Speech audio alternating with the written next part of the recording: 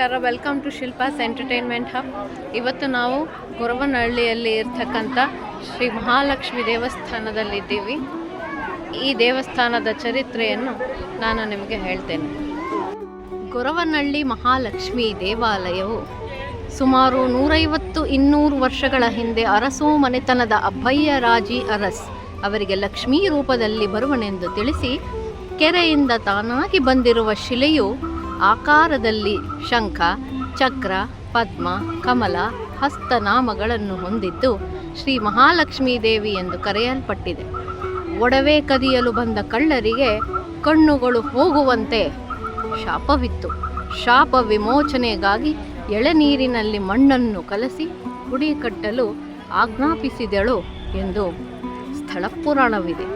ಆ ನಂತರ ಶ್ರೀಮತಿ ಕಮಲಮ್ಮನವರು ಈ ಊರಿನ ಸೊಸೆಯಾಗಿದ್ದು ಇವರಿಗೆ ಮಹಾಲಕ್ಷ್ಮಿ ಆಶೀರ್ವದಿಸಿ ಪೂಜಿಸಲು ಆಜ್ಞಾಪಿಸಿದಾಗ ಅವರು ಮನೆ ಮನೆಗೆ ಭಿಕ್ಷೆ ಬೇಡಿ ತಂದಂತಹ ಧಾನ್ಯಗಳಲ್ಲಿ ನೈವೇದ್ಯ ಮಾಡಿ ದೇವರಿಗೆ ಅರ್ಪಿಸಿ ಬಂದಂತಹ ಭಕ್ತರಿಗೂ ಅರ್ಪಿಸಿ ತಾನೂ ತಿಂದು ಜೀವನ ನಡೆಸುತ್ತಿದ್ದರು.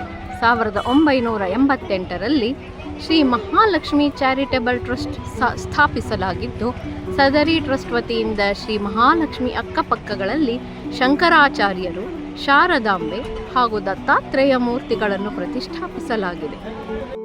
ಇದೇ ಗೊರವನಹಳ್ಳಿಯ ಶ್ರೀ ಮಹಾಲಕ್ಷ್ಮಿ ದೇವಸ್ಥಾನ.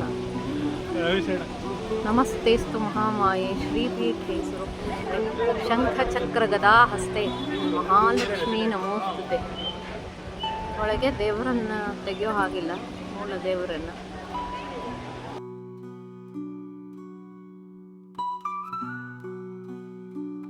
ಇದು ಶ್ರೀಮಾತೆ ಕಮಲಮ್ಮನವರ ಧ್ಯಾನ ಮಂದಿರ. ಇಲ್ಲಿ ಧ್ಯಾನ ಮಾಡೋಕ್ಕೆ. ಇದು ಶ್ರೀಮಾತೆ ಕಮಲಮ್ಮನವರ ಮೂಲ ಬೃಂದಾವನ.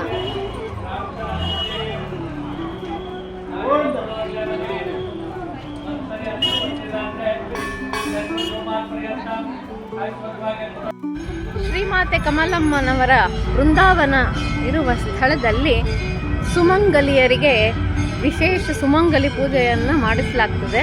ಅಲ್ಲಿ 300 ರೂಪಾಯಿ ತಗೋತಾರೆ.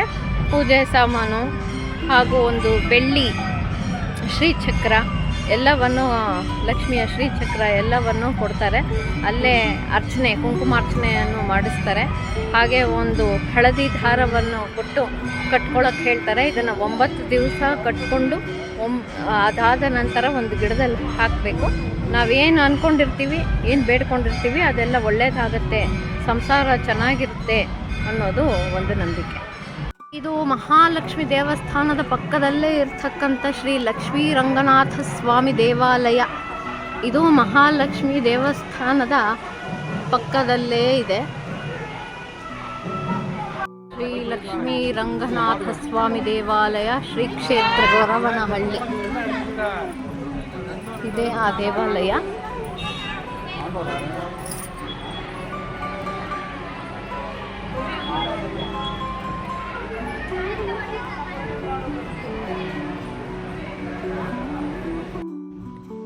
ಇದು ಹೆಬ್ಬೂರಿನಲ್ಲಿ ಇರ್ತಕ್ಕಂತಹ ಶ್ರೀ ಕಾಮಾಕ್ಷಿ ಶಾರದಾ ದೇವಸ್ಥಾನ.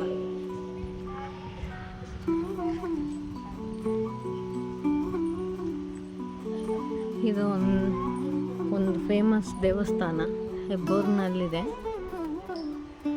ಇಲ್ಲಿ ಮಧ್ಯಾಹ್ನ ಪ್ರಸಾದ ವಿನಿಯೋಗನೂ ಇರುತ್ತೆ.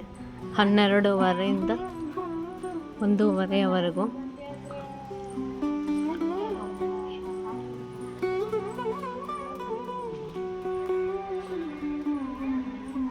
ಒಳಗೂ ತುಂಬ ದೊಡ್ಡದಾಗಿದೆ.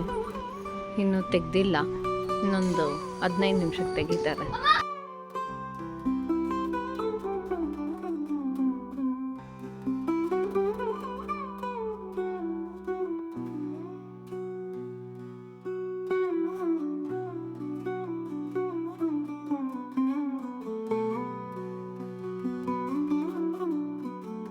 ಸ್ಥಾನದ ಒಳಗೆ ಇದು ಶ್ರೀ ಧನ್ವಂತರಿ ಸನ್ನಿಧಿ. ಗಣೇಶ, ಶಂಕರಾಚಾರ್ಯರು,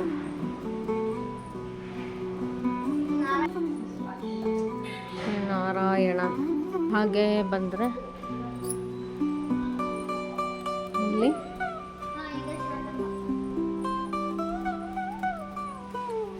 ಶಾರದಾಂಬರವರ ಸನ್ನಿಧಿ ಇಲ್ಲಿದೆ. ಇಲ್ಲಿ ದೊಡ್ಡ ಹಾಲ್ ಕೂಡ ಇದೆ ಸಣ್ಣ ಪುಟ್ಟ ಫಂಕ್ಷನ್ಗಳು ಮಾಡೋಕ್ಕೆ.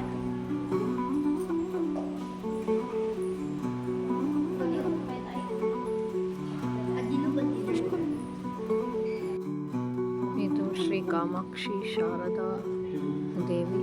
ಇಲ್ಲಿ ಶ್ರೀಚಕ್ರ ಕೂಡ ಇದೆ. ಇದು ಬಹಳ ಸತ್ಯ.